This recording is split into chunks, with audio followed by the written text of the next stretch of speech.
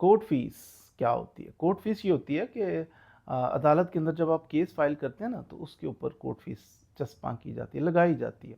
बाद दफ़ा थोड़ी कोर्ट फीस भी होती है। मिसाल के तौर पे आप केस फाइल करते हो, आप वकालतनामा देते हो, तो वकालतनामे के ऊपर भी कुछ केस इन्होंने डिसाइड किया होता है कि आप कोर्ट फीस लगाएंगे।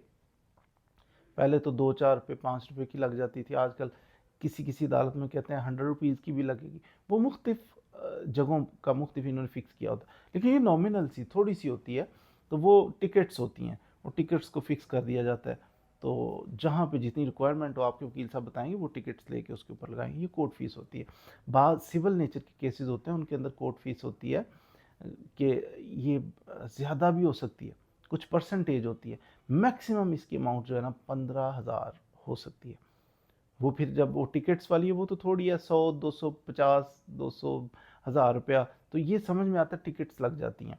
लेकिन अगर ज़्यादा कभी चार्ज करें वकील साहब, तो वो फिर आपसे जो पैसे चार्ज करते हैं उसका वो स्टाम्प पेपर लेते हैं, बैंक से स्टाम्प पेपर लेके उतनी मालियत का सरकारी ख़जाने में वो पैसे जमा होते हैं।